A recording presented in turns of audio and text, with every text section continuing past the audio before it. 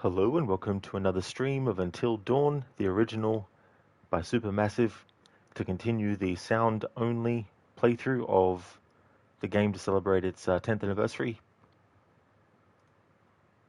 Hey there, Lucinda. Hope things are going well. Hope you had a great rest of your stream. We're in chapter 6 of the story. So far, no one has died, which is good because that's the outcome that I want to try and get, at least for this first pass through. There will be multiple to cover different choices that will lead to different outcomes that will have different sound effects and stuff.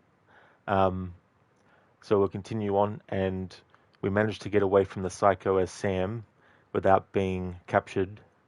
It's a very sort of like tricky situation that has a lot of different elements to it, and one of the elements is that your choice in chapter 1 will actually affect it. So if you make a certain choice in chapter 1 and it's the wrong choice, well, it doesn't matter if you get through all the QTEs in that chase sequence. In the very final part, the prompt to turn your flashlight off doesn't appear. And then you have a don't move section, but then boom, you get captured anyway. So you need to make sure that you don't do the wrong thing in chapter 1 and then get past all the QTEs and then make sure to turn the flashlight off when the prompt appears, and then hopefully you can get past the don't move.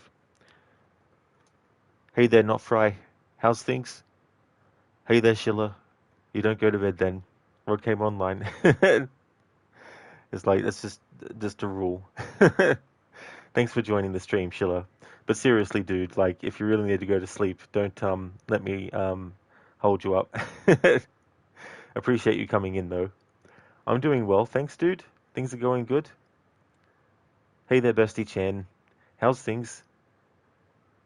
Oh, excellent, Not Fry. That's really good. Glad to hear that. For me, today is going really well. It's going good.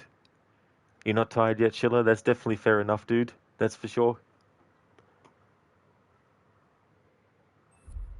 So we've already seen the recap for what happened in the previous chapters, but the way that the checkpoints work is if you get out of the game quick enough, you can ensure that the previously gets replayed again.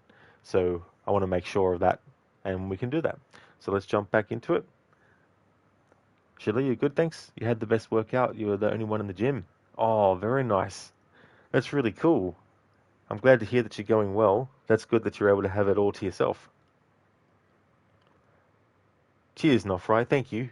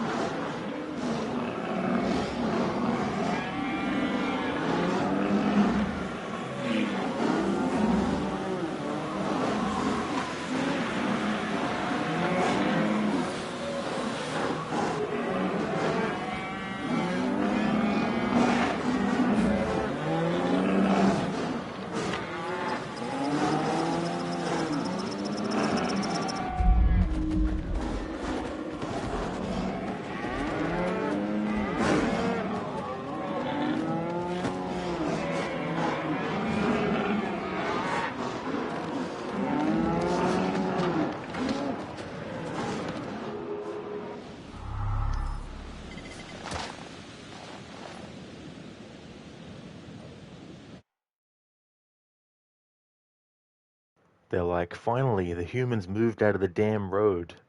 I hate it when the humans do that. Why do they got to do that for? Look at all the space they have. And they have to stay here on this cliff face. Our spot. Good riddance.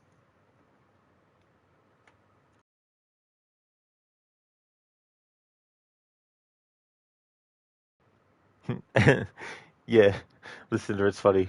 That emote. Moo. Nice, that's an Arctic one. Awesome. Sure, this reminds you of Anita's redeem, Moo? That's right, he's got that redeem, doesn't he? Yeah. Yeah, the sounds like move.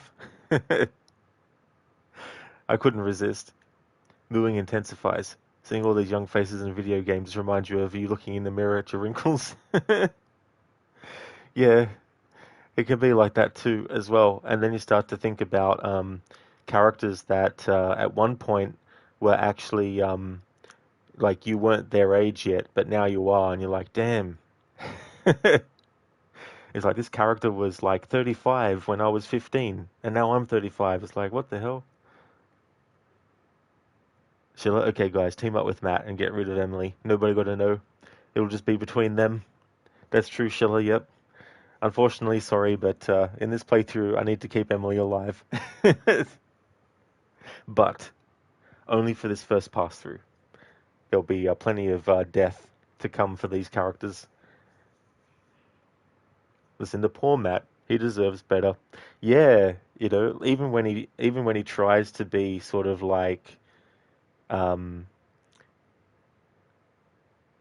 I guess the best way to put it is even when he tries to do the right thing, Emily's got to find some reason for it to not be 100% the right thing. Yeah, Lucinda, they're like, get out of the way. And then, yeah, you think, oh shit, that I'm as old as that character now.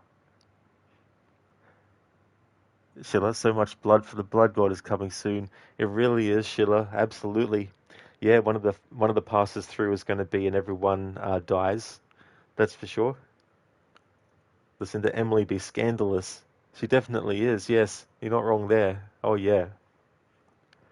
So if you decide to attack, then you'll basically get pushed off the edge of the cliff. There is an opportunity to rescue Matt still, but if you don't get the QTEs right, he'll fall to his death.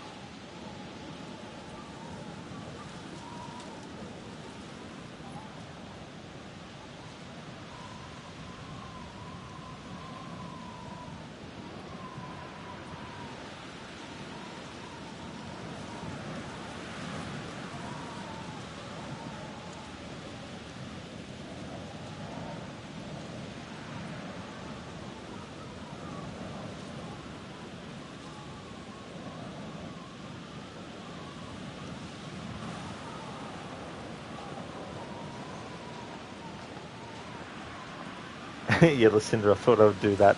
Have her just spin her head around and around and around and around. Hey there, Octavius. Good morning to you as well. It's going good, thank you. We just got these two characters out of a dangerous situation. For now, I want all the characters to survive this first time through. It's going well, thanks, Octavius. How about yourself? Thank you very much for using your bits to enlarge that stare emote as well. That's from Outlast, the first Outlast.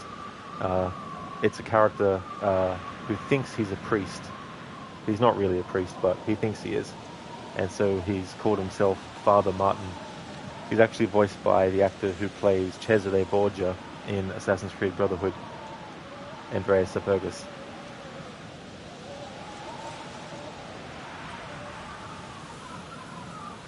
Yeah, Lucinda's like, Emily, are you okay? What's going on?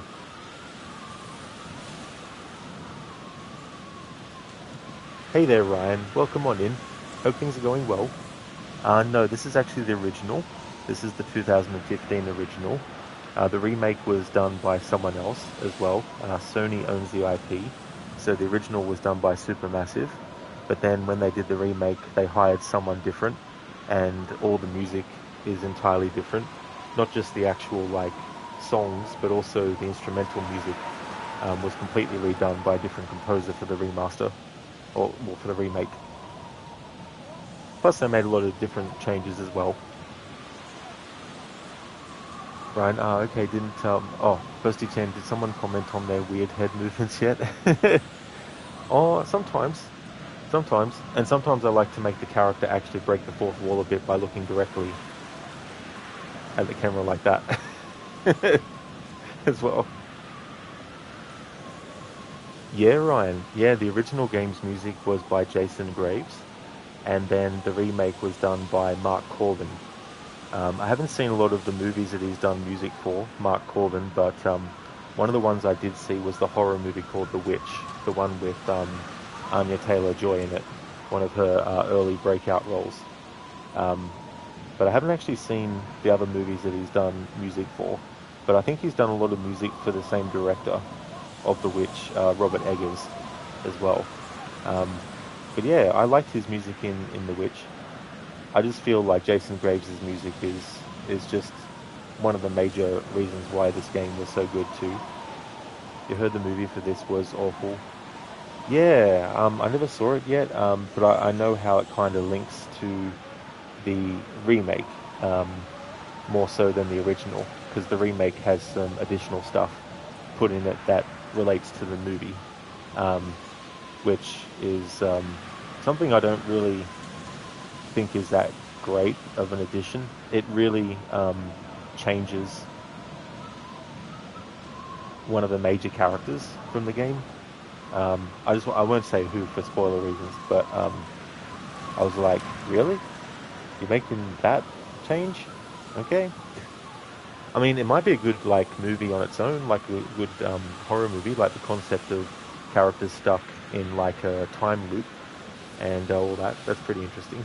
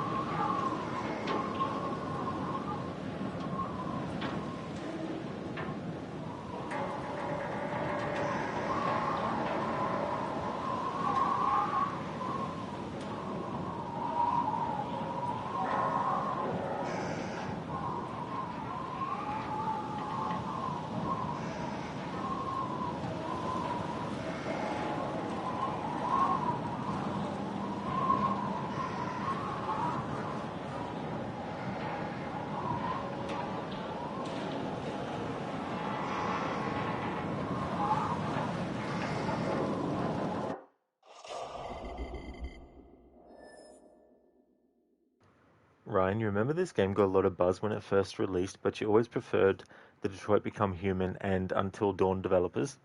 I No, oh, sorry, not Until Dawn. You meant Heavy Rain. Yeah, yeah, Heavy Rain. I never actually played that one all the way through. I remember giving it a shot, but it wasn't a copy of the game that I owned.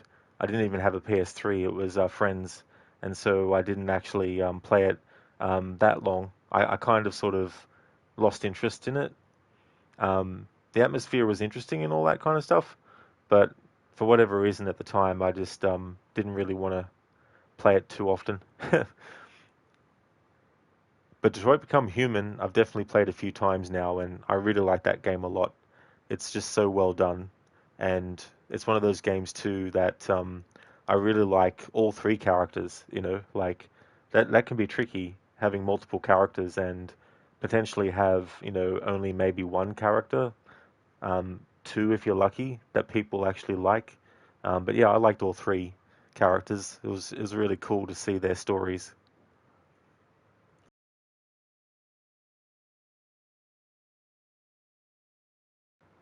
Zareth, you think Rod would play this? Until dawn. Well, that would be a long time from now, Zareth. It just passed midday here. That would be a very long stream indeed. Hey there, Code. Good morning. How's your morning going? Hey there, Zomb. It's going good, thank you. Things are going well. We got past the part at the start of this chapter where you have all the elk that are, or the deer or whatever, they're trying to, well, they're not necessarily trying to push the characters off the cliff, but that can be the outcome if you're not careful. So we just navigated through that part. Hey there, Daniel. Heavy Rain is definitely a game that is great because it's unintentionally hilarious. Yeah, I think I saw the memes about the part where the father's looking for his son and yelling out his name or something. Like, like, isn't there some unintentional humor with that? Ryan, the graphics for Detroit are impeccable even for today. They really are. I like the spectacle of that game, and you've got the really big, epic moments, but you've also got those smaller, really emotional ones too. Zereth Detroit become Rod. That would mean that the entirety of Detroit would become a Terminator. Hey there, Lone. How's things? Welcome on in. Hope things are going well. Zereth lost son. Call them Gavin. That's right. Maybe that's what he should have been calling out instead, the name Gavin.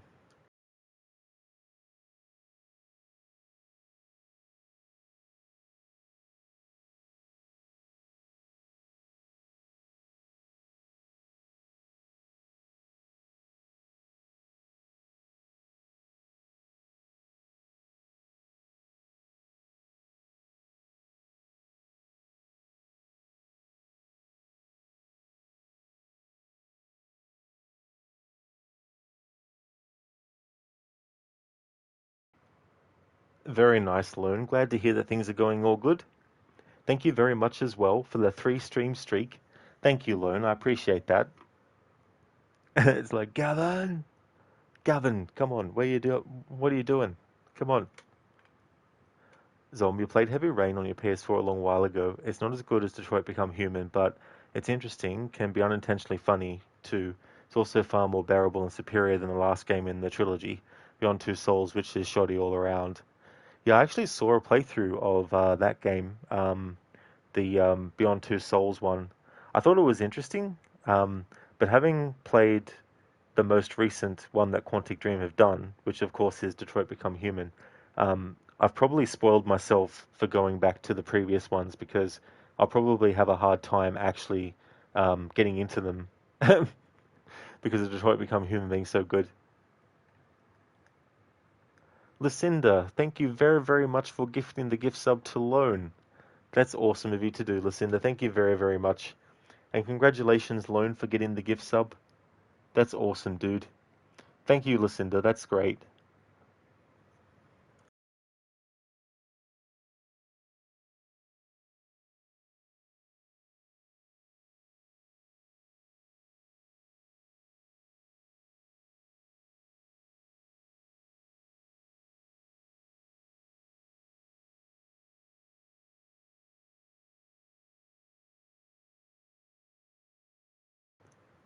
Let me tell you something you already know. The world ain't all sunshine and rainbows. It's a very mean and nasty place, and I don't care how tough you are. It will beat you to your knees and keep you there permanently if you let it. You, me, or nobody is gonna hit as hard as life. But it ain't about how hard you hit. It's about how hard you can get hit and keep moving forward. How much you can take and keep moving forward. That's how winning is done. Thank you for redeeming that, Ryan, from Rocky Balboa. Thank you. Also known as Rocky 6. Thank you very, very much. It's a great quote, that one, too.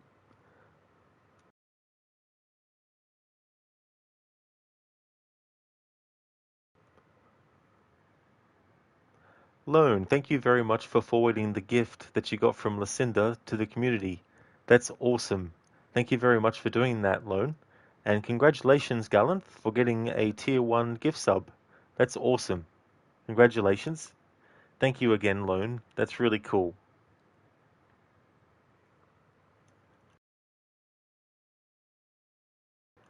Thanks, Ryan. Cheers. Yeah, I actually really liked that movie. I thought it was a good return to form.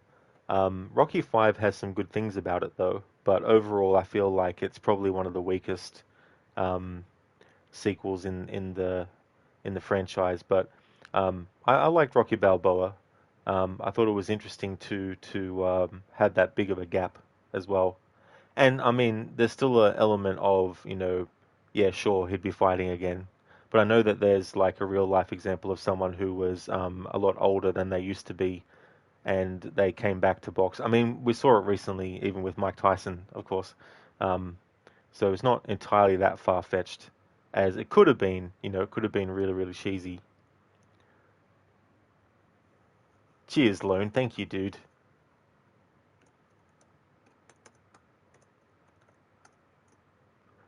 That's all good, Sheila. Thank you so much for stopping in, especially before you go to sleep. Thank you very much for that. You actually have to get out early. Have a good stream, and you're going to catch you hopefully later during a rat plague in France. Absolutely, Sheila. I really hope you get some good rest, dude. Thank you very much. I definitely will have a good stream. Would like to highly recommend people check out Shillerlock's channel. He's doing a playthrough of Hitman World of Assassination. He's also a fan of the Assassin's Creed series, as well as the Mafia franchise, and he's also a fan of Supermassive's Dark Pictures series of horror games. A great streamer, so definitely recommend. That's all good for the shout out, Schiller. No trouble at all, dude. Have a good one. Ryan, Rocky 5 and 6 were both just not as awesome as the first four. Still great. That's true, Ryan. Yeah. Yeah, it can be difficult too. I mean, that far into a series. I mean, I think the first three are a real solid trilogy, and Rocky 3 is my favorite one actually, because of the character arc that he goes on. And I thought it was very clever to have him be at a point where he's lost his mentor and he's lost confidence in himself and his abilities, and he really is getting to a low point psychologically, and that's a big part of his strength as a boxer is his strength of conviction, but that's sort of like almost completely stripped away in Rocky 3. So I really like that evolution where he goes from being like that and then gets back up again. And it's so funny though because he changes his fighting approach, but just like some of the other movies where he did so, in the next movie he just goes back to his normal. Zombie attempted Beyond Two Souls, couldn't get past a single night's worth of playing it due to how annoyingly bad the gameplay is. Thought it might be a game that has shoddy gameplay but a good story, and so looked more into it afterwards. You're being too generous. The story is a throw things to the wall to see what sticks type of story, but also told in an unlinear order that makes things more confusing and hard to keep interested in. That is a shame though too as well, considering how how great the storytelling is in Detroit Become Human afterwards as well. But yeah, that's a shame. I might still play it in the future at some point, but it might be difficult given that I really like Detroit Become Human a lot. Exactly, Ryan. That's a great quote from Rocky 3. Rest in peace, Carl Weathers as well. He was such a good actor. Like his role as Apollo Creed in the first three Rocky movies was just, well, the four Rocky movies, sorry, was just great.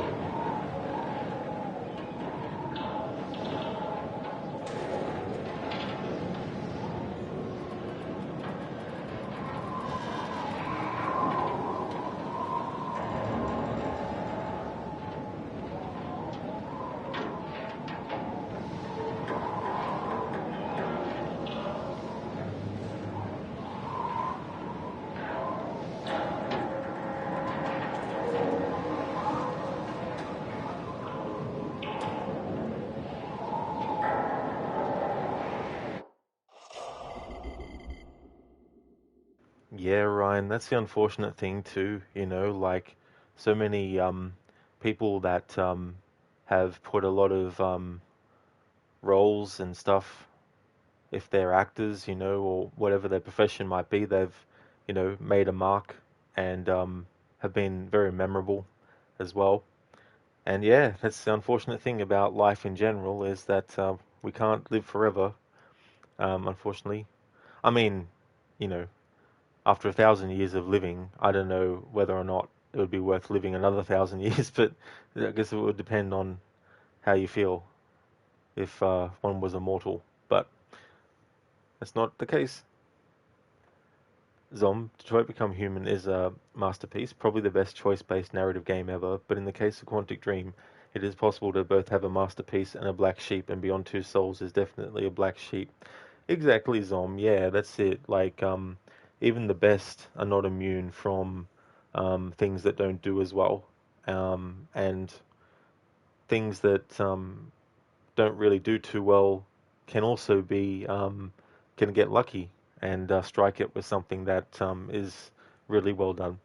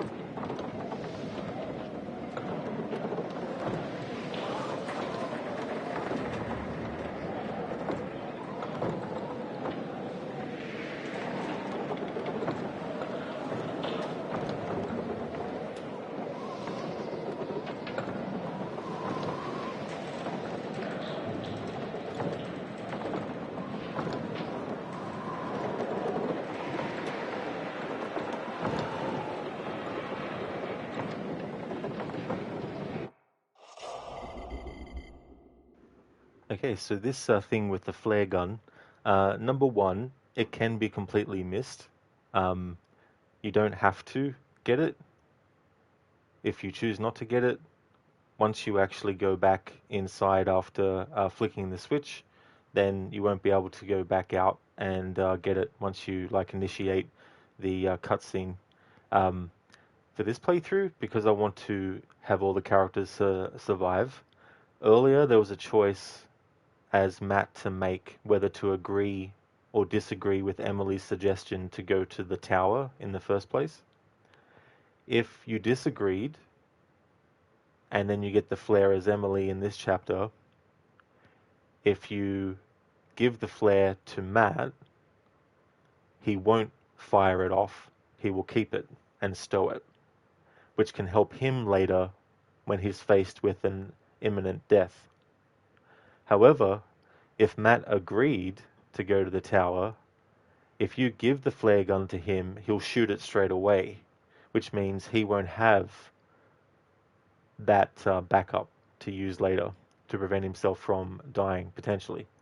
So I agreed to go to the tower as Matt, so we need to keep the flare gun as Emily, but there's some choices coming up that we need to make as Matt now to make sure that he can still survive.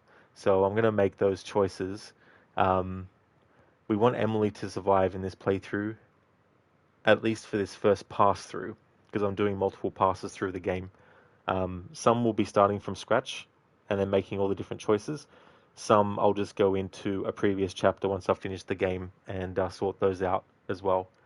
But I need to have Emily keep the flare gun because we agreed as Matt to go to the tower, and if we agreed to go to the tower and then as Emily we give him the flare, he'll shoot it straight away and he'll waste it, and we don't want that to happen.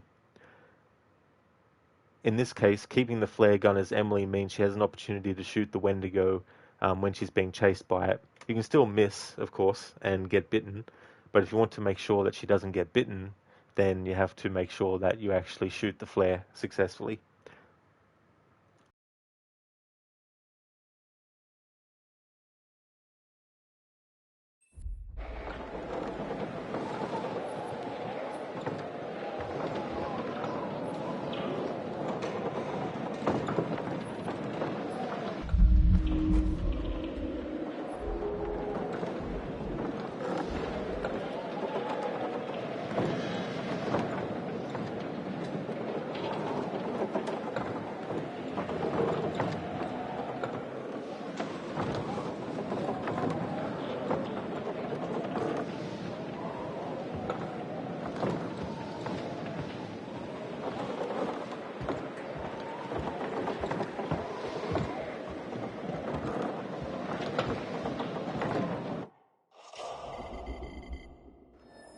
Zom, we sure we want Emily to survive? Of all these cannon fodder characters, she is the most annoying. I think Emily heard Zomb.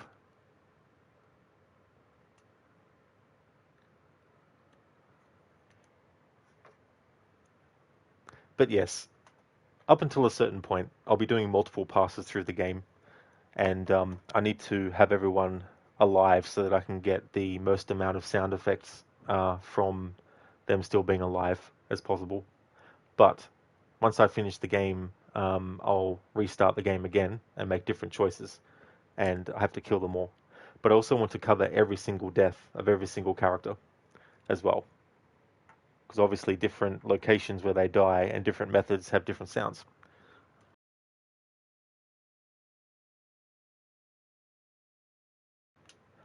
Zomb, don't think she wouldn't know it already.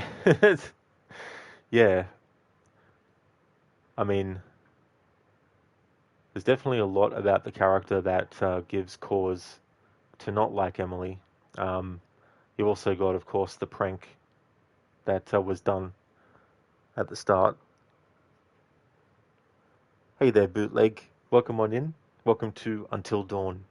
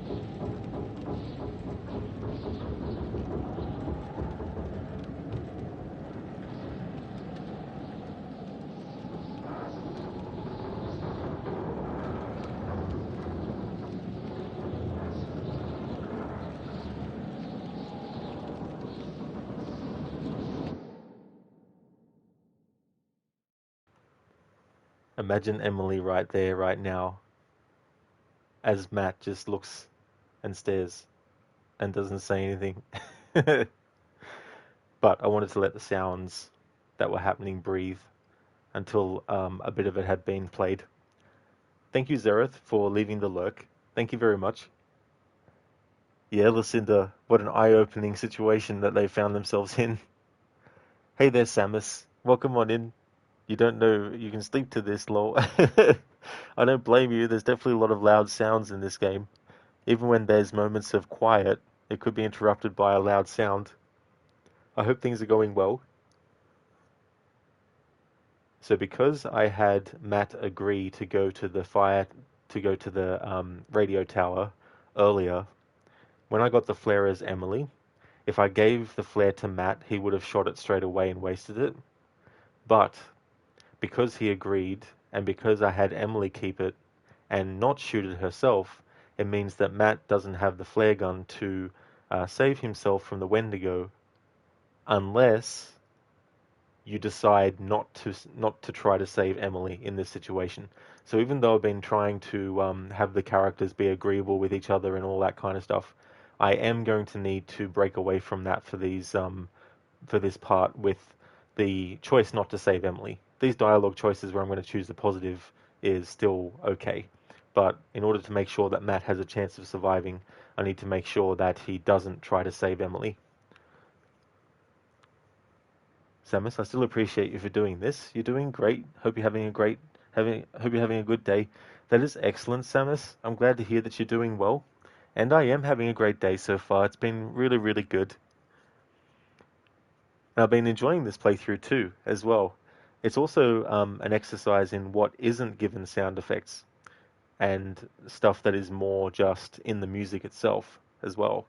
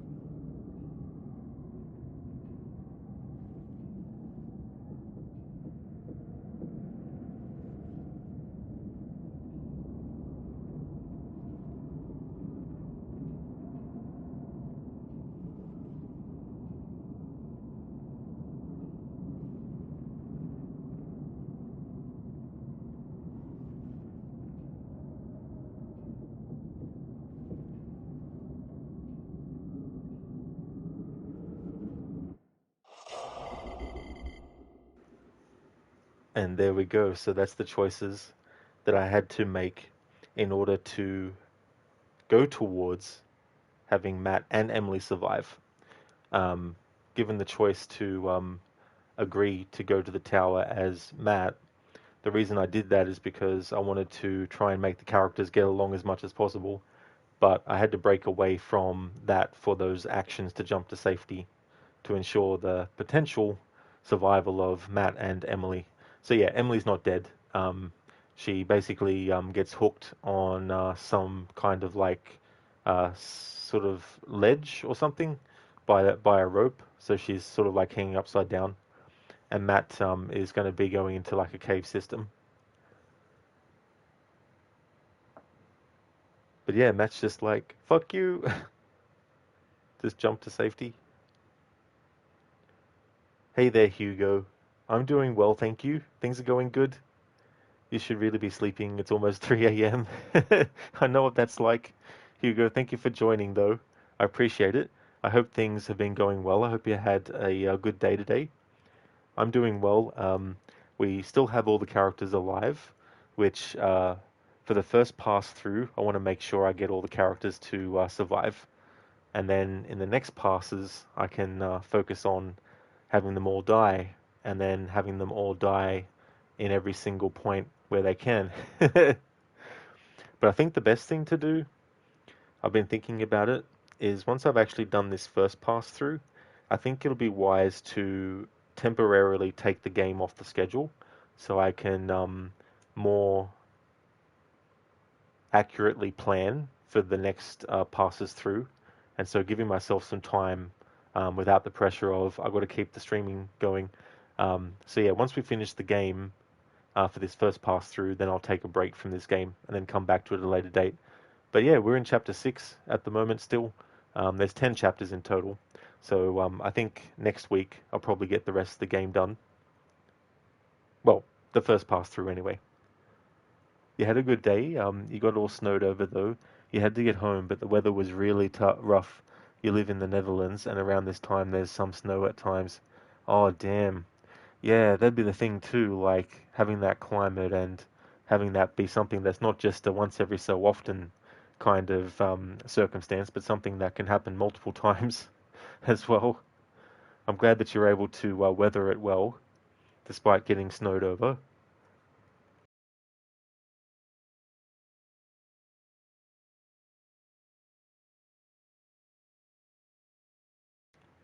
I haven't, Hugo, no. Yeah, that's the funny thing about when we have Christmas, for example, it's not winter. It's our summer over here, so we don't get the snowy white Christmas. I mean, there are parts of Australia that can snow, but yeah, then you got hail, which is annoying. Got to be careful with that, depending on, I mean, even small hail can be dangerous.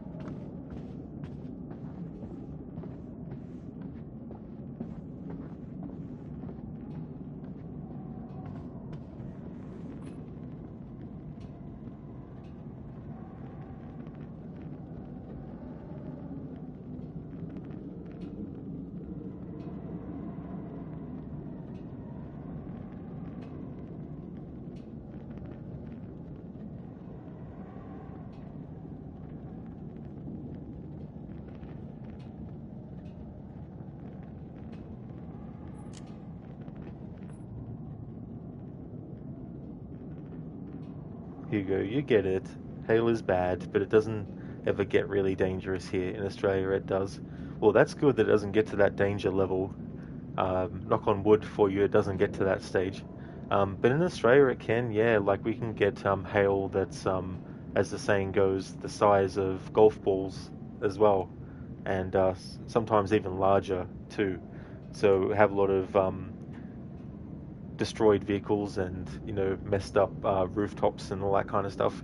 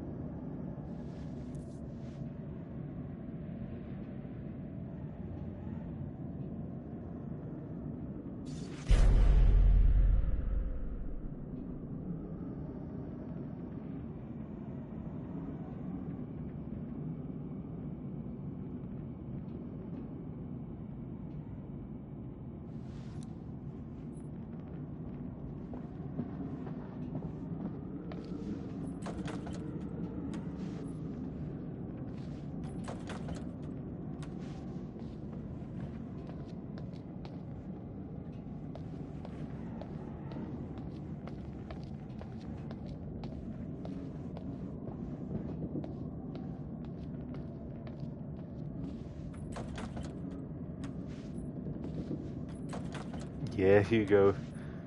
And some have even had their cars written off because of the hailstorms.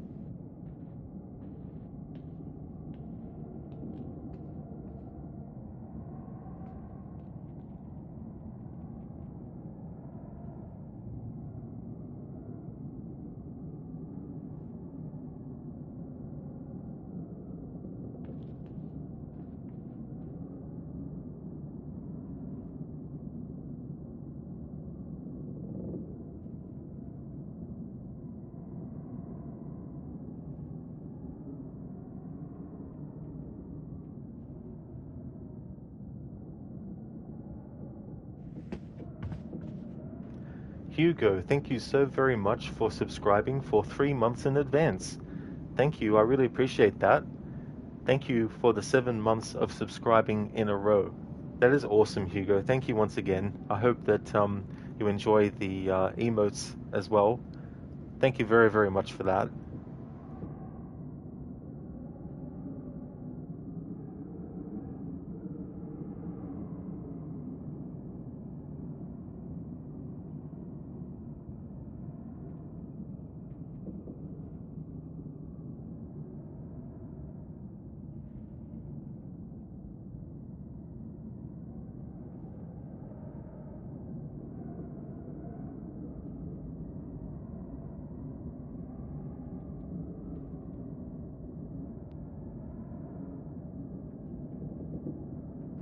Thank you, Hugo. Appreciate that too. I'm glad that you enjoy the streams. Oh, that's no trouble at all, Hugo.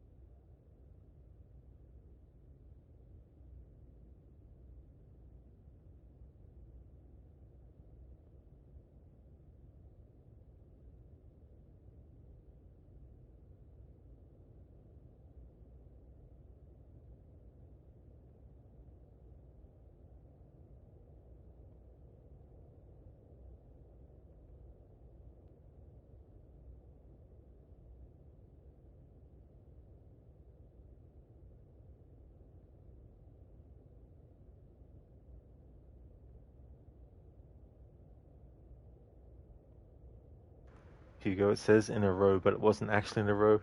Yeah, it is funny how it does that, how it puts it that way as well. Um, because you wouldn't think it would do it like that, but yeah, that's how it kind of tracks it.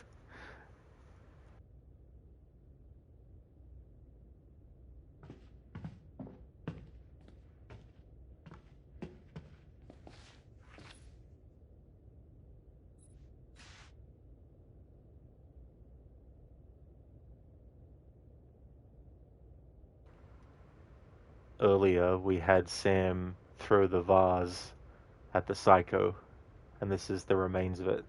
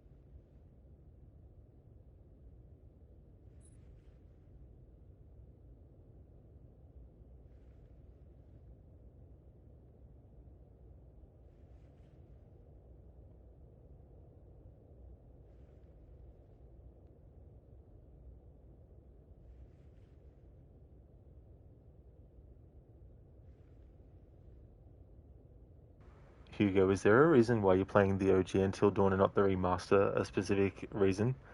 At the moment, it's mainly just cost of it, and also I wanted to focus more on the original for its 10th anniversary, and then do the remake at a later date, just to see how it feels to play it, because I already know the changes it made that aren't in the original game, and the things that it did to match itself with the movie that they did recently. Because the original studio that did this game, Supermassive, they didn't do the remake because Sony owns the IP, and Sony decided that they would get a different studio to do it. And so it's a completely different studio to Supermassive that did the remaster slash remake. Yeah, Hugo, yeah. It's a full-on remake. They revamped the graphics, of course. They also made some changes to the time of day that it looks like at the start. In the original, it's very, very sort of like, shadowy, and it's nighttime, whereas in the remake, they make it look sort of like not bright, bright, but it's definitely a drastic difference. The sky is still, the sun's still out and all that kind of stuff, but it's starting to set and all that kind of stuff. Um, but they also made changes to the totem poles that you find. In the original, when you come across one, you just basically have to interact with it, and then when you pick it up, you just have to twist it towards the camera, and then it'll automatically show the premonition. But in the remake, they decided to make a mini game out of it every single time. So you have to solve that mini game with the totem before you can unlock the premonition. And I'm like, just putting extra steps in for the sake of putting extra steps in. So it adds a lot more time onto getting the premonition. Whereas in the original, you just interact with it, pick it up, look at it, boom.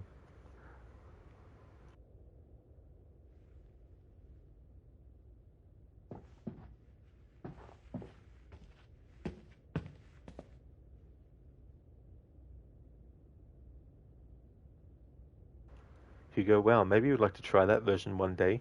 You know, the OG version only from YouTube back in the day and stuff. Yeah, there's definitely a lot different.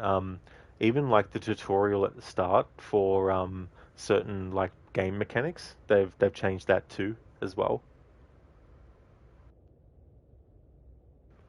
The actors who played the characters in the original, their likenesses are still retained, but they've obviously done an overhaul with the look of them, the fidelity, and all that kind of stuff as well.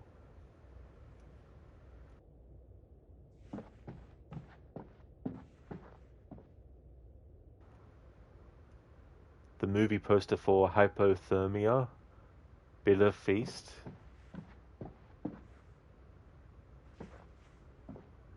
This one,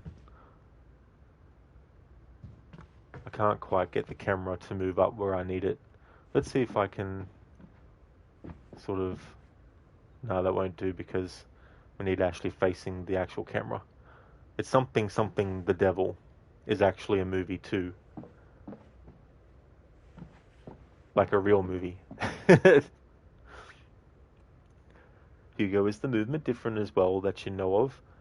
Not too sure actually, like whether they've mixed around certain like button prompts too. Like they might have changed the order in which you press stuff from what the original had. So if you were used to the original and you remembered the combination of button prompts in a QTE segment, then maybe they decided to change it for the remake.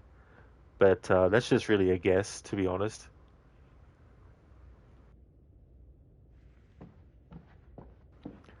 These bean bags. I remember the first time I sat on one.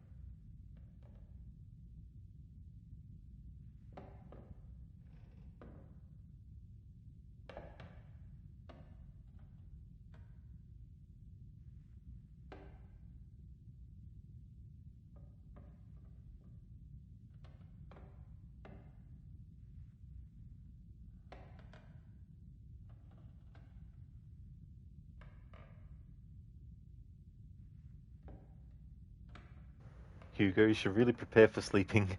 Nice to have talked to you again. Same here as well, Hugo. Thank you so much for joining the stream and chatting for a bit. I really hope that you get some good rest. And thank you very much again for the subscribing of 3 months in advance. That's amazing. Thank you so much.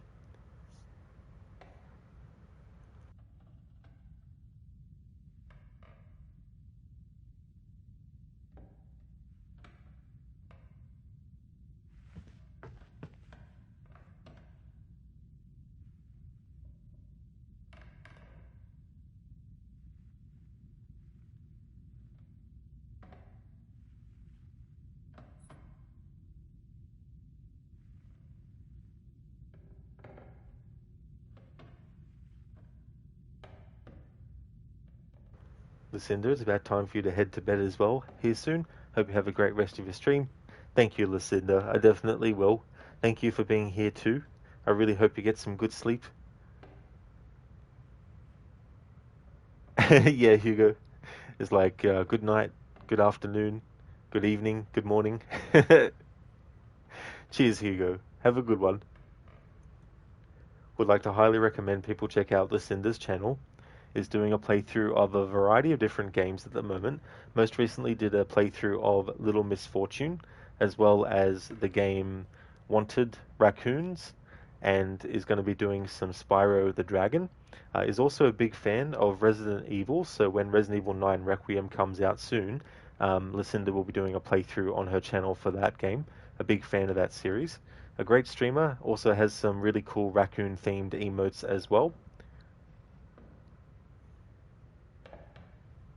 Code, thank you very, very much for the 145 stream streak. Holy shit. Eye-popping. Thank you very much, Code. I really appreciate that. Wow, 145 stream streak. That's all good, Lucinda, for the shout out. No trouble at all.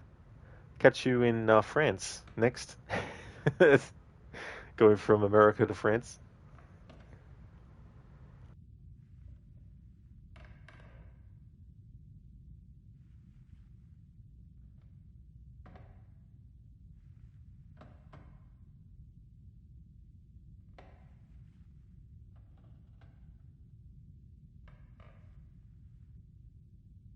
Lucinda, absolutely. We'll see you tomorrow morning. Awesome.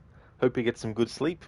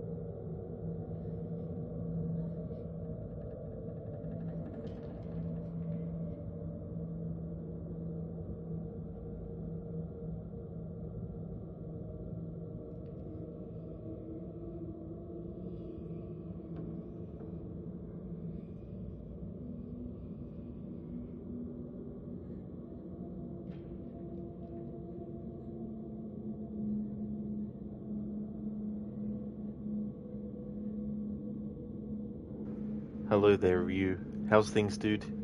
Hope you're having a good day.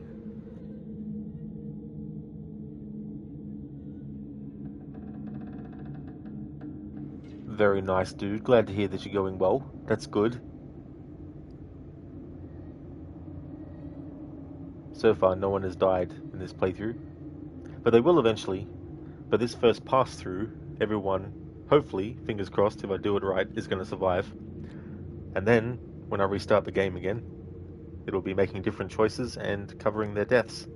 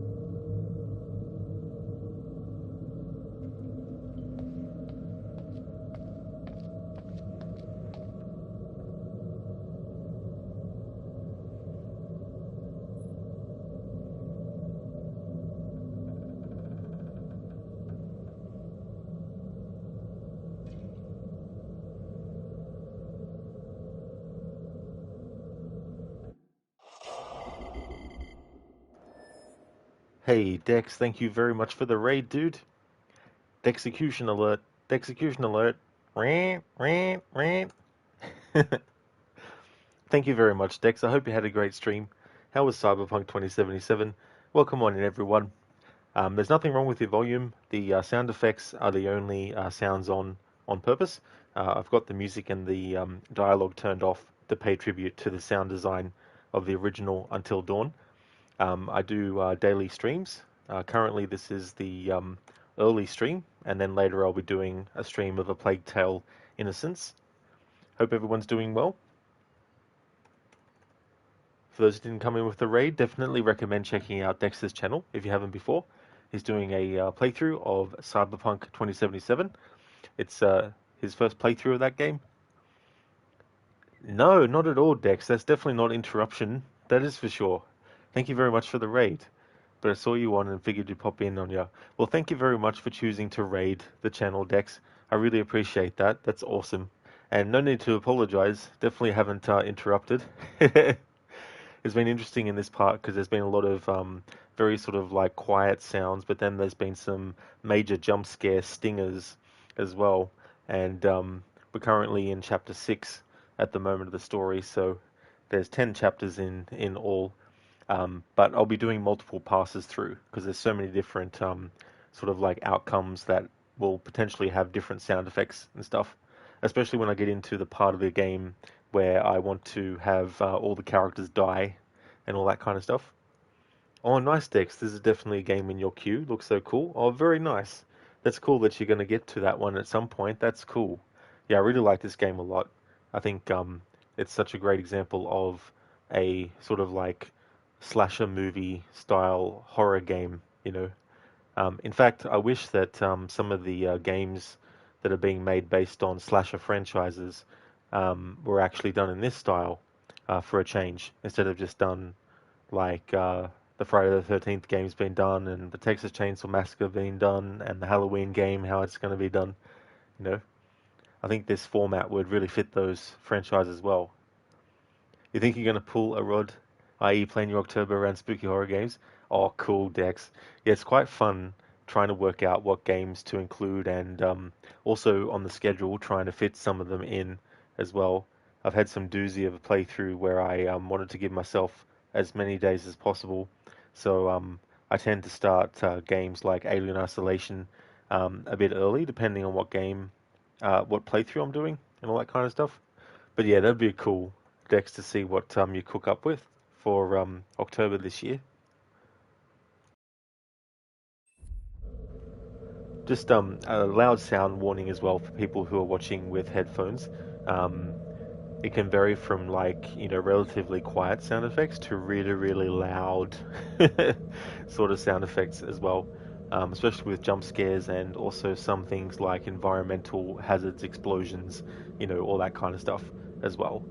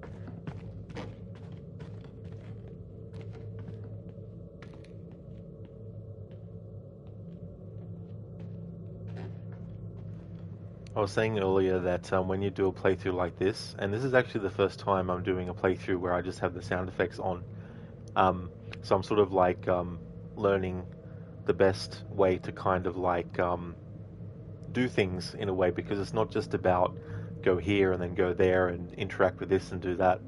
It's also the different surfaces that the character will walk on, and also having them walk around in circles to get the sounds of the change in what they're walking on, but also the sound of their clothes as they're walking and doing other actions as well. And the other thing that's interesting is you start to see where they don't worry about doing a sound effect, or the music track actually has elements that are more like sound that normally go in, but with the music off, it's just the pure sound effect track. And there's some sound effects that, without that music layer over the top of the sound when it actually happens, it may not be as impactful sounding or as loud. But if you have the music, of course, it will actually amplify it. So that's a little bit of a downside of having the music off, is missing out on those little things. But having the music on, you then miss out on all the other sounds that get covered up by the music as well. And it's also interacting with objects and making the noise. Like in one of the other streams, there was a character who had a pack of matches, and instead of just having the character pick up the pack of matches and then move on, I made the character shake, move around the packet, so I could hear the sound of the matches rolling around inside. So they even went to that kind of level of detail. And so I want to make sure that when I'm interacting with stuff, I do that kind of thing to test to see if there's any sounds that can be made by the object in that way.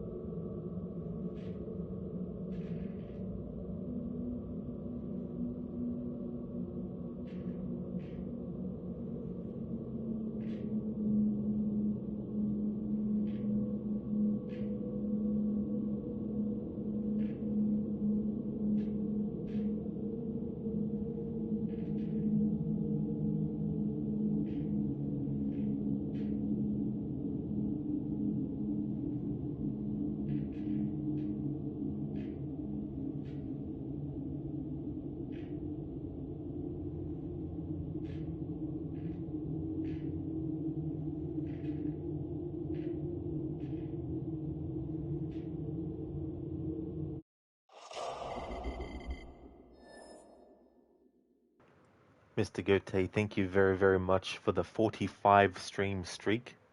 Thank you, really appreciate that a lot. Thank you very, very much. How's things going today, dude?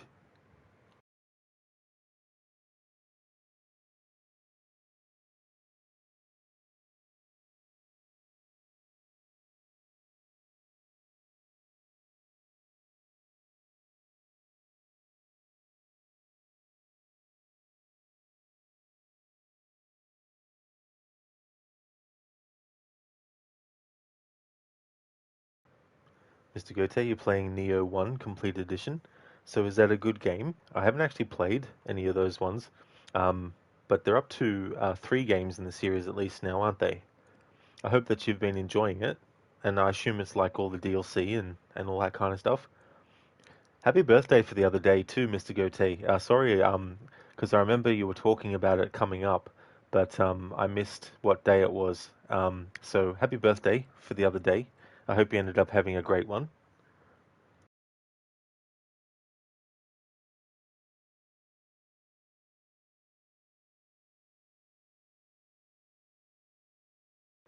Mr. Gote, you got gym with a mate tomorrow, and then next pay is backpack and a yen transfer. Oh, very nice, dude. So when is it again that you actually go? Because that's going to be cool. It's good to get that sorted as well. Get all the equipment and get all the finances sorted.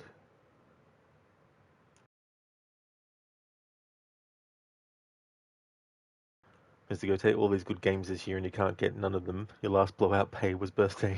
Yeah, it's like I could have got that game and I could have got that one and this one and oh, that one too.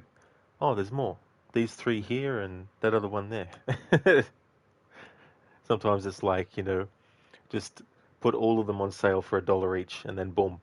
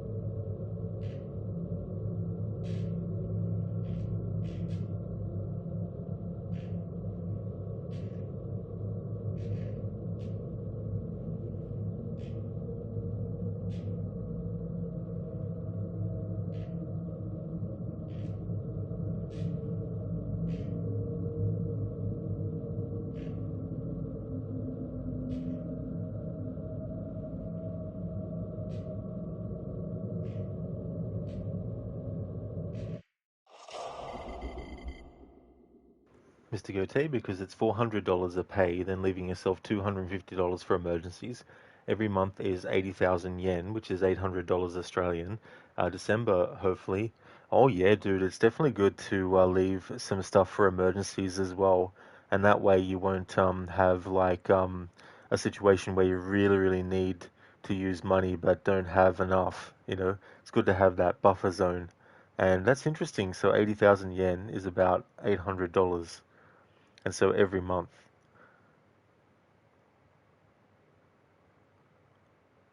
So the budget is 124,000 yen for food, 124,000 for transport, and 200,000 for spending. Oh, very nice.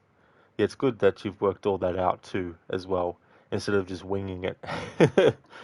Which, if you winged it, it could lead to, a lot of financial difficulty when going, you know. So that's good that you got that all organized and categorized too.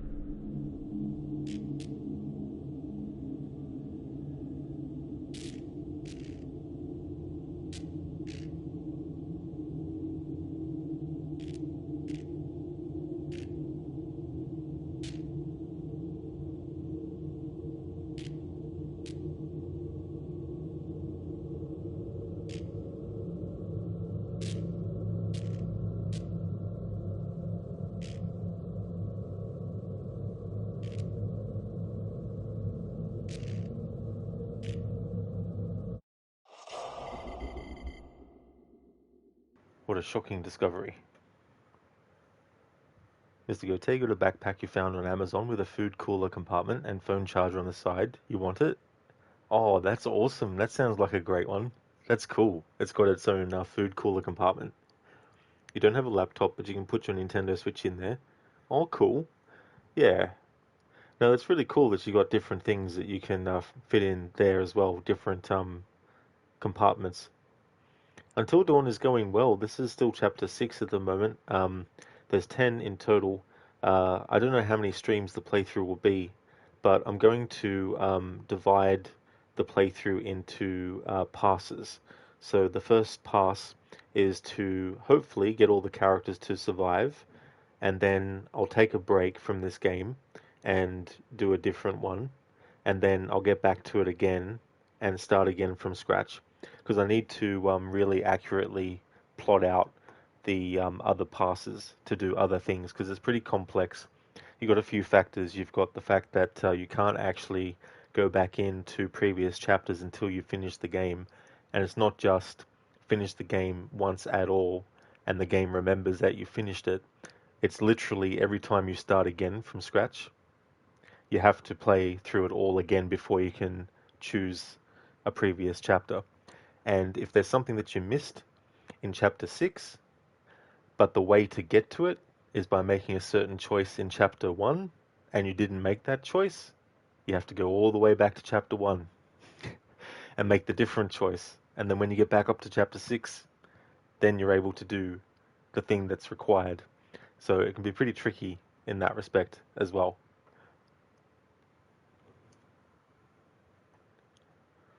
Mr. Gote, yeah, you remember being locked. Yeah, they did it better with the Dark Pictures games because in that you can have multiple separate save files. And so you can basically keep one as is, and then you can go into whichever chapter you want, and then you can basically just make another save as well. But yeah, can't do that with this game though.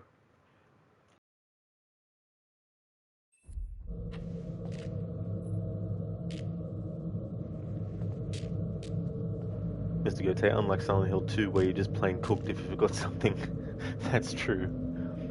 Some of the old school Tomb Raider games like that too. It's like, fuck, I missed an object.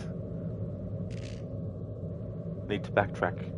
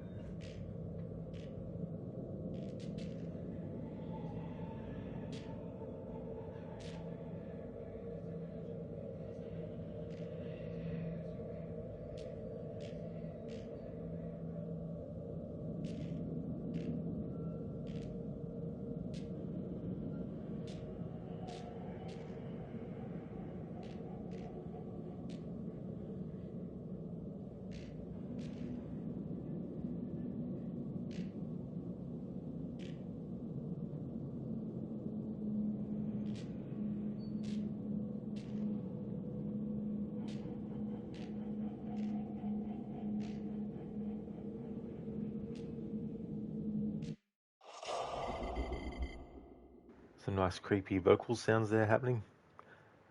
Mr. Gote, but for your Switch you got Skyrim, Witcher 3, Castle Wolfenstein 2, and Devil May Cry. So you got great games all under $50.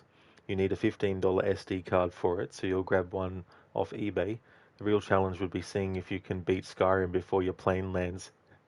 That is actually a cool idea for a challenge, Mr. Gote. Could you imagine streaming that? It's like, right, I've just got on the plane. Now, I have to finish Skyrim before the plane lands. But that's fair too, as well, to take advantage of being able to get all those games under $50. And it's not like they're small games either. That's a really good bargain.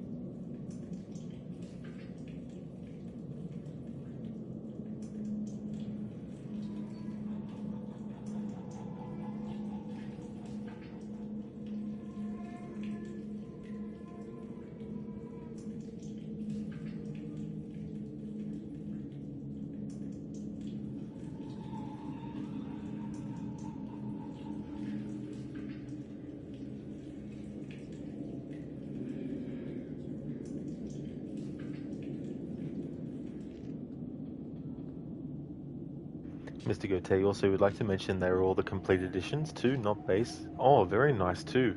That's a even better bargain as well to get those editions of those games for that price. Hey there, Godfather Al. Rod the game replaying God. Groundhog Day style. Imagine that. Having to relive the same day over and over and over and over and over again. I mean, just because you were doesn't mean you can't do things differently, of course. It just means that when the day finishes and when you wake up, it all starts again. Haven't seen that movie for a while.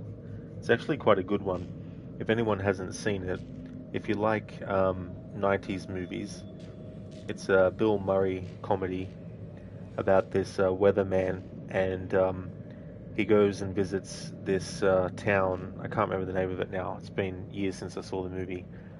But they have a groundhog that predicts what the weather's going to be or something like that. And he gets stuck in the town, not just physically, location-wise, but he also gets stuck there because for some reason, the game doesn't really say, the day starts over again, and everyone does the exact same thing that they did the day before. So he goes through different stages. He goes through the stage of what the fuck is going on. Then he goes through the stage of I can do what I want and get away with it. And then he goes through the stage of getting tired and tired of living the same day over and over again. And so he tries all these different ways to end his life, but he keeps on waking up and it's the same day over and over and over again. But yeah, it's one of those comedies that is quite funny, but it also has its very, serious moments as well. I have Godfather Al. Yeah, I've played the older two, the first two, God of War 1 and 2. I had them on PS2. I think I do still have them somewhere, but I don't have a console anymore that works. My PS2 died. But yeah, I never played God of War 3 or the other ones, just the first two. But I've heard that they're remaking the, well, I can't remember now if it was the 3 games or just the first two, but that'll be interesting. See what they do, see how it goes. And I saw that game that they released called Sons of Sparta or something, where it was Kratos and his brother Demos when they were younger and when they were Spartans. So I thought that was quite interesting.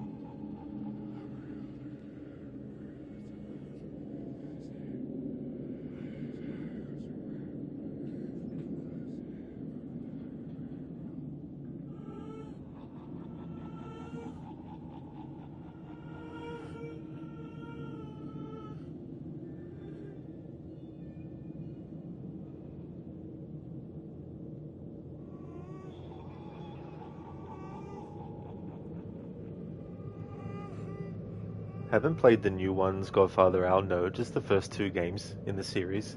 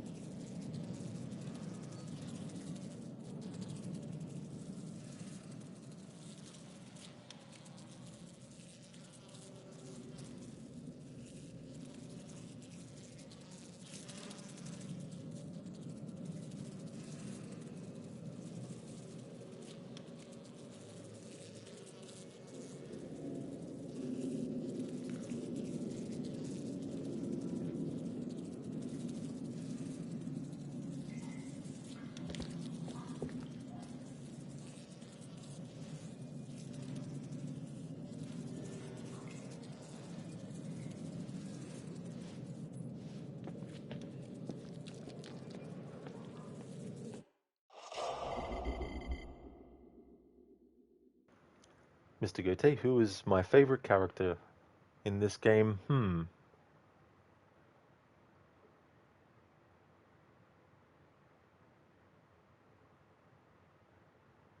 I think one of them was probably Mike, because his character arc in this game is very interesting, and it also mirrors Ash from the Evil Dead movies in a way, because if you look at Ash in the Evil Dead movies, he's an ordinary person who, with his friends, is thrown into a very extraordinary situation with supernatural evil events and entities and all that kind of stuff.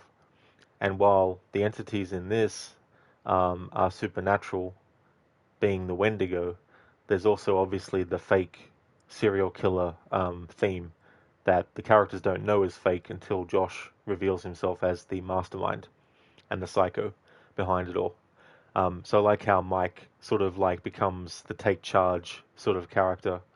Um, but I also found like the whole thing with Chris and Ashley is kind of, like it's interesting dynamic between the two. You have two people who actually like each other, but neither one of them is actually willing to take the next step. You know what I mean? So, and how that can play out, of course, is either very tragically in two ways. It can end tragically in the sense that they both die. It can end tragically in the sense that Ashley can just watch Chris die on purpose due to actions that you might take as Chris. But then there's also the, quote unquote happy kind of ending where they both survive. Um, but you also have Sam as well. Like Sam is the character that is probably the closest to like the final girl of horror movies that you could get as well. Um, and is very sort of like formidable as well. How about yourself, Mr. Gote? Which was your favorite character? It's a bit hard for me to decide in this game, but I know in the Quarry that my favorite characters are Laura, Caitlin, Dylan. Um, yeah, they're my favorite characters in the Quarry.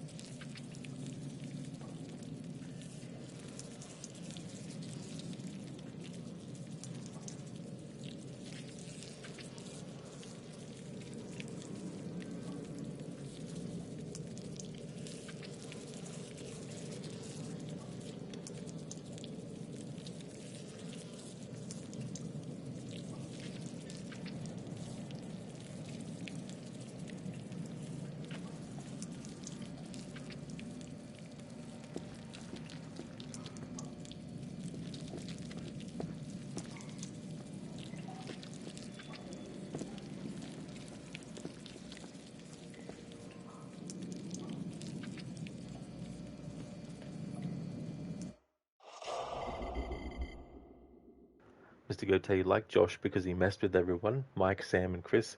And that dude in the gas mask and the flamethrower, he was a badass. But if you had money and didn't have the trip, you would have bought Silent Hill F, pre-ordered Townfall, Resident Evil 9, and just had some games you would play halfway through and forget about because too many coming out. Oh, and that New Dawn game. Yeah, so many games, so little time to fit them all in as well, and feel like you're making some good progress in them too, you know. But yeah, that's interesting too. I mean, there is a certain level with Josh of sympathy because it is really, really ridiculous what everyone had done for that prank, the year before as well. So I can understand why he wanted to return the favor, so to speak, by coming up with a really, really elaborate prank. But I think there does come a point where you have to sort of like draw the line and be like, that's way too over the top, you know, um, the lengths that he goes to as well and what he puts the characters through. And even though he doesn't know that there's the Wendigo going around and none of the characters at this point in the story know that, the fact that his antics have put them in an even more dangerous situation with the Wendigo, it amplifies things. So his prank is no longer just some kind of self-contained thing that he controls. It has become this monster of a thing that ends up threatening his life and also the rest of the characters. But yeah, the guy in the gas mask and the flamethrower is pretty cool too.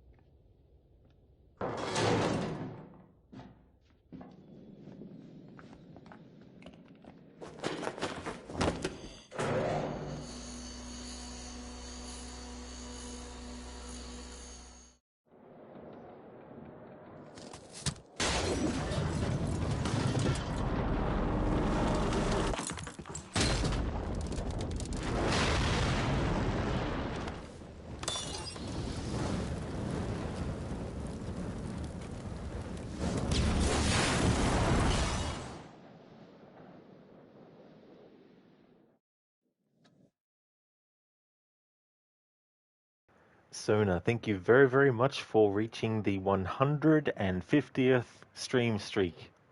Amazing. Thank you very, very much for that. Appreciate it. I hope things are going well.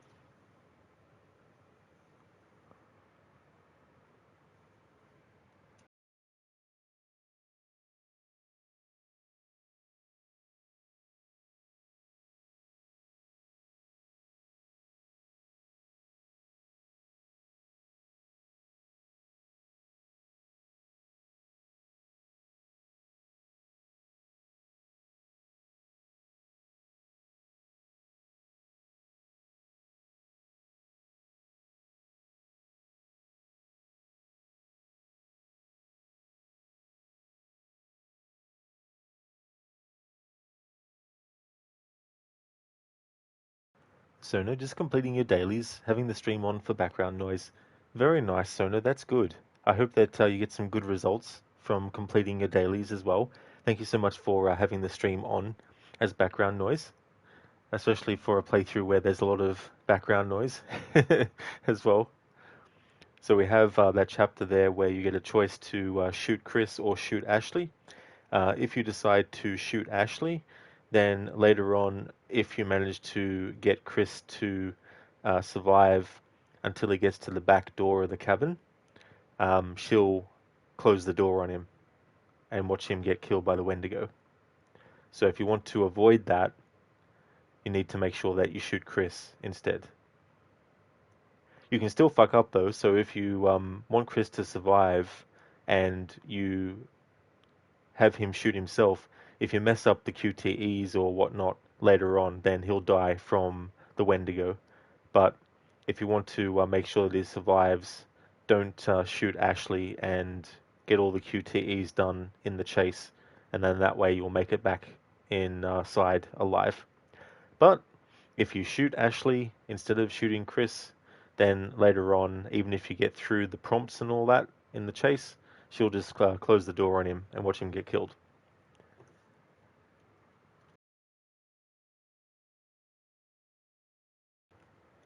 All right, so I've usually been doing about 4 to 4.5 hours for these streams, but I think it's probably going to be best to just end the stream here for today with Until Dawn. Getting that chapter done is still good progress. I don't have a strong deadline that I need to reach in the short term. I do need to get this playthrough done before August, when the game will celebrate its 11th anniversary.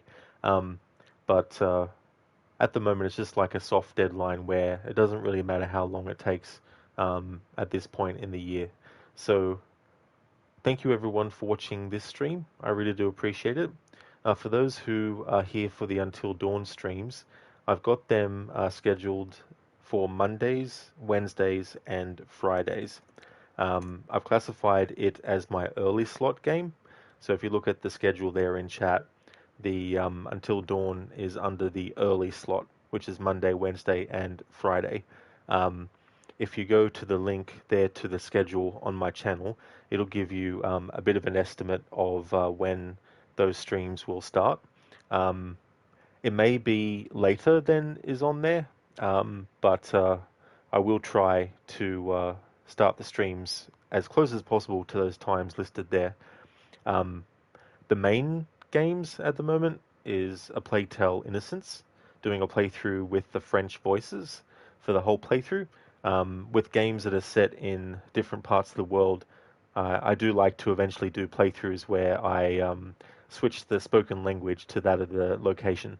So I've done that with Assassin's Creed 2 and Brotherhood, which was set in Italy. I changed it to the Italian language. In Assassin's Creed Unity, which is set in France, I changed it to the French language. In Assassin's Creed Mirage, which is set in Baghdad, I had it with Arabic. And with A Plague Tale Innocence, I thought it'd be cool to do the French language with that because that takes place in France. So that's the A Plague Tale stream that's going on. Um, that's on Mondays, Tuesdays, and Wednesdays. And then Thursday through to Sunday, I've got Red Dead Redemption 2, currently doing a playthrough with a slow pace approach, where basically I have to have Arthur and it'll be John Marston as well in the epilogue. they have to actually walk from one location to another and one mission start to another. No fast travel manually is allowed. Any automatic fast travel that the game does when you finish a mission, that's okay. But I can't actively fast travel and can't use a horse or any other forms of transportation unless it's inside of a mission. And if I don't use that transport, failing the mission over and over and over and over and over again in a death loop or a fail loop, it means that I can jump on the horse and use other means as well in those moments.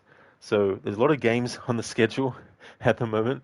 Um, but yeah, if you want to check out the Plague Tale stream or the Red Dead Redemption 2 stream, definitely more than welcome. But it's totally understandable if some people just wanted to be here for the Until Dawn streams. Thank you once again, everyone, for watching. I will take a break before I come back with a Plague Tale Innocence to continue my playthrough. It'll be a long break, give myself a chance to get some things for dinner and also recharge my controller. So I'll just work out what time I want to come back with a Plague Tale. I'll just put in my current time as a little bit of a guide.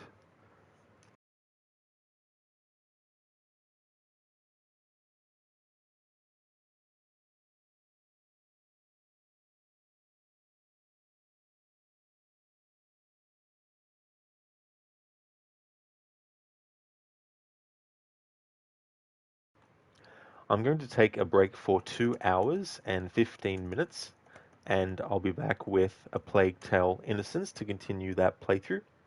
Hey there, Spectrum. It's going well, thank you. Just winding up the Until Dawn stream. I just finished off chapter 6, so we've got a few chapters left. But yeah, it's going really well. I'm going to go on a break and come back with a Plague Tale. How's things with you? Thank you very much as well for reaching the 135 stream streak. That is awesome, Spectrum. Thank you so, so much for that.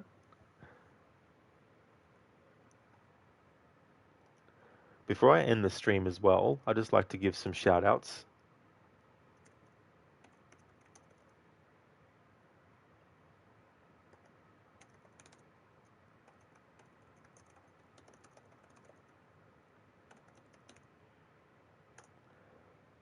I'll just put that message there in chat just in case some people are listening to other stuff. You going well, Spectrum? Going to bed actually? Oh, that's totally fair. I'm glad to hear that you're going well. I hope that you had a good day today. I hope you get some good sleep as well.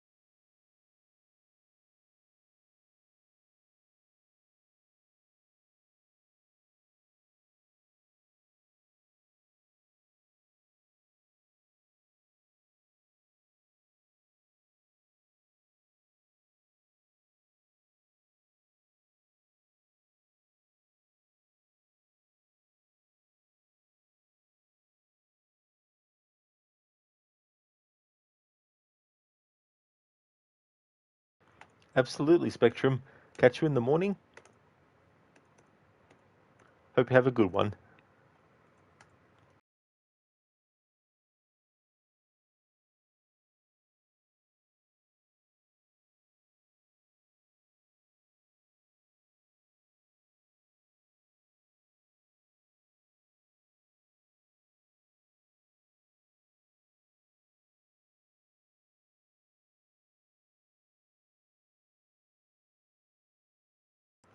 Would definitely like to recommend people check out the following streamers.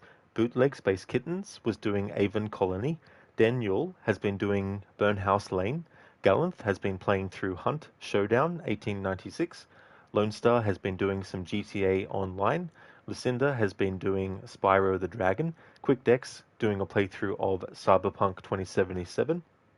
and Shillerlock, who is doing Hitman World of Assassination. Oh yeah, Lone, that's all good for the shout out and for the stream as well, dude. No trouble at all. I hope that you have a good one. If I don't see you in the Plague Tale stream, I'll definitely catch you in another one. Thank you once again, everyone, for watching the stream. I really appreciate it. I'll be back in about 2 hours and 15 minutes with A Plague Tale Innocence.